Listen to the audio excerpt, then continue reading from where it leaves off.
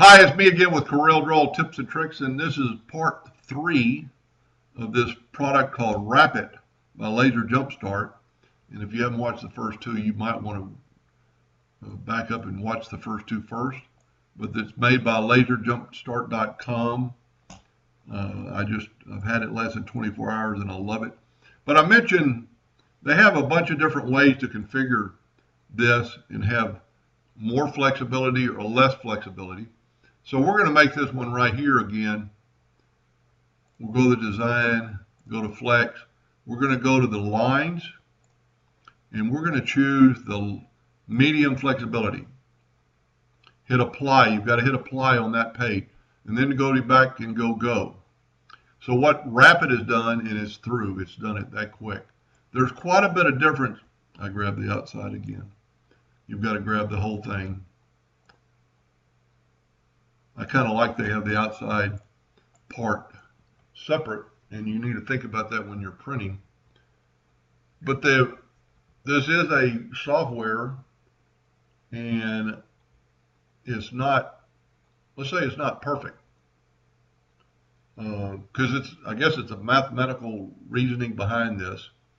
So I found this morning that this was too flexible.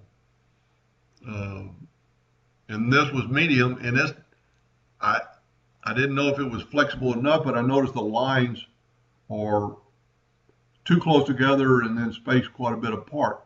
Well, what you could do, and that's what this video is for. Let's see what part I'm grabbing. Yeah, I'm grabbing the outside. So for the outside, for a second, I'm going to move it 3 inches out of the way. Just get it out, and I can lock it. But I'm just going to move it out of the way. We do need to put it back. Now we're going to take these, and it's got them all, so we're going to ungroup all objects. So this is the line. We need to grab them all again. Group, ungrab all objects. So this is the line that's, to me, is not perfect, but very easily just figure out a deal, and I know it's 0.06. Just move that line over. Grab the next one. And there's actually a quicker way. You could probably do this and move them over at one time. These lines should be okay, but you could do the same thing for there. I'd have to look back on mine and see how I did mine.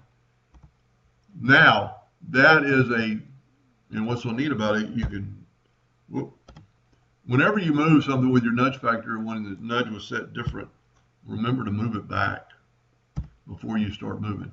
Now, the only problem I can see is that there's a lot of space up here. So very easily, you could take, well, I'll tell you what, let's change our nudge factor to 0.06. And let's select all those, make a duplicate, Control D, and move them over. Now I've really got double lines, so what you'd want to do is probably erase this one, delete it, grab those two, and move them back. That doesn't look right. Let's go back to where we were. Tell you what you could do, you could erase these, hit delete, and just move these two lines, your 0.06. And then do that on both ends. And you've got a more even, and because when you put the latches together, if you, in the picture, well, maybe this picture will show it pretty good. I've got very little space, but this is a flatter part where the rest is all bending. So this is a space. So the closer you have your lines to that end of your fixture, the more flexible it's going to be right there. So any of their programs, the squiggles, you could change the squiggle. It'd be a little difficult to change the diamonds because they're integrated into the side. And like this one has no problem whatsoever This one right here came out right out of the drawing, perfect. It's flexible and it's strong. That one right there. And I like it. I like the shape. But anyway, I hope that helped a little bit. Thank you for watching.